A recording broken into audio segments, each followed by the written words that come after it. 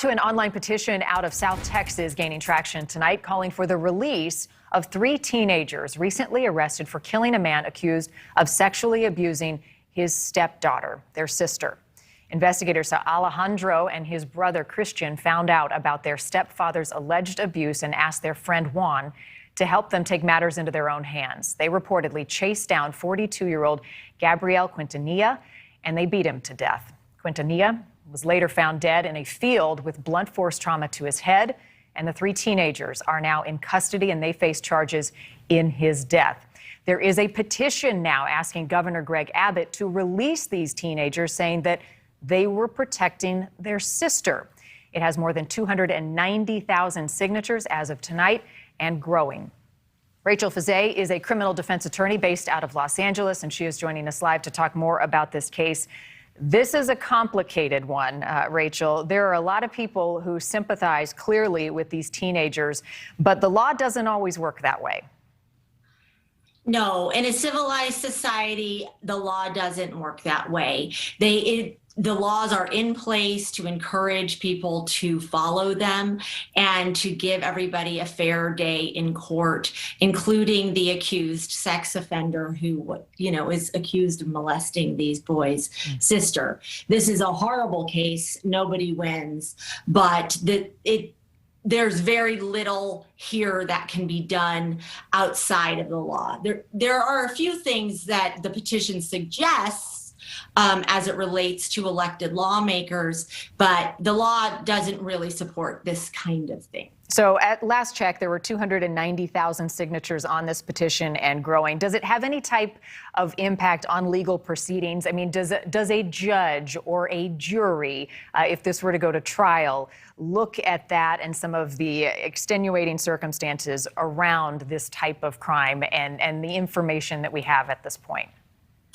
Well, as to a judge and jury, what the defense attorney may claim is that they did this in the heat of passion, and they may try to get this mitigated down from what would look like a murder 1 charge down to a lesser charge of murder, even to manslaughter. But heat of passion usually looks like a lover walking in on his lover or her lover and killing the person they're having an affair with or something like that. This looks a little more planned. And so it's hard for them to argue heat of passion. But what I do think as it relates to the petition is that if they are talking plea deals with the DA is an elected official who will care about his or her, it's him in McAllen, his constituents. And he may look to see that this might be a very popular thing to do. So the DA's office may enter into a plea deal with the teens to a lesser charge than capital murder. Right. One of the teens 17. I mean, charged as an adult. You think unlikely in this case? Texas, I bet he will be charged as an adult, but maybe it's that kind of thing. These kind of petitions might influence how he's charged and where a plea deal could go. But it looks like, as far as this kind of petition and what is popular, that you can't really bring that into court in front of a jury. That won't have any weight. I want to go back to something you said a moment ago. I mean, the details of this are really disturbing, and you talk about, whether or not they had planned it. Is this where they're in the most trouble? Because it started as a confrontation, a fight between these 2 brothers and the stepfather who is accused of sexually abusing the sister. Then they went after him again. There was a second fight, and then he was walking down the road, according to police. They beat him up again, put him in the truck, and then they dumped him in a field. So if it had only been for the first fight where it was all of them fighting against one another and it had ended, would this be a much different case? It's the other things that they did. Yes, so I think it could look like self-defense if they were in a fight, but I believe that 2 of the brothers contacted a friend in order to start this fight.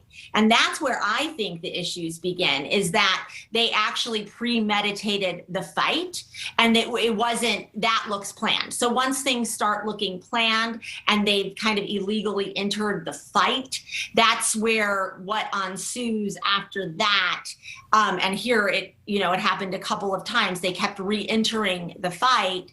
That's where it looks like they are intentionally seeking to either really maim him or kill him. And I think that's where it looks premeditated, and it doesn't look in the heat of passion, and it doesn't look like self-defense. It looks like they're defending their sister. I believe he was also accused of abusing 2 more children. So in their minds, they're justified, but the law doesn't work that way. It is a tragic story. It is easy to sympathize with some of the feelings, but very difficult to justify, certainly in the law of the land. Rachel Fizet, as always, we appreciate your insight on this one. Thank you. Thanks for having me. Thanks for watching. Click the red subscribe button below so you can get more of NewsNation's fact-driven, unbiased coverage.